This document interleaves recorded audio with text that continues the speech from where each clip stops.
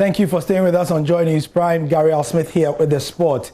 In our first story, former Youth and Sports Minister Nii Lante says the risk of a potential conflict of interest situation prevented him from paying a $45,000 loan back to Ghana's first boxing world champion, DK Poison, when Nii Lante was in office. Now, the Ododo MP headed the sports ministry for 10 months before his party lost the 2016 elections. And according to him, he attempted to solve the problem fully, but became limited due to his personal relationship with the legend.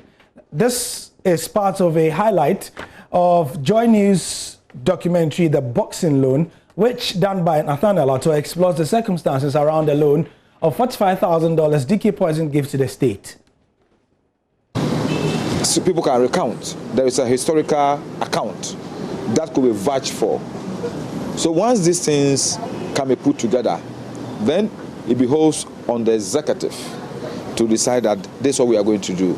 And in that stand, there must be a clear-cut decision as to how it's going to be done.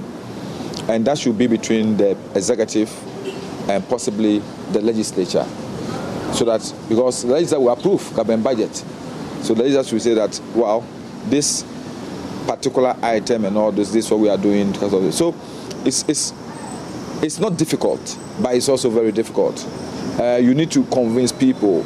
There's also issue of precedent that people were scared of. That tomorrow won't anybody also raise up and say, this is what happened, and as such I'm also supposed to be taken care of or paid something. So these are the difficulties and the dilemmas which face some of us. Because me, having that relationship with him, I was a bit also scared of a possible issue of conflict of interest. So even though I made attempts on it, I was a bit restricted in my demand that it should be done at all costs. At this point in time, if the government in power has decided that they will do it based on humanitarian gesture, I think it's a good idea. If they don't do it, or they are unable to do it, the next NDC government, I think that will also proceed from wherever this government has taken the issue to, and then we shall see what to do.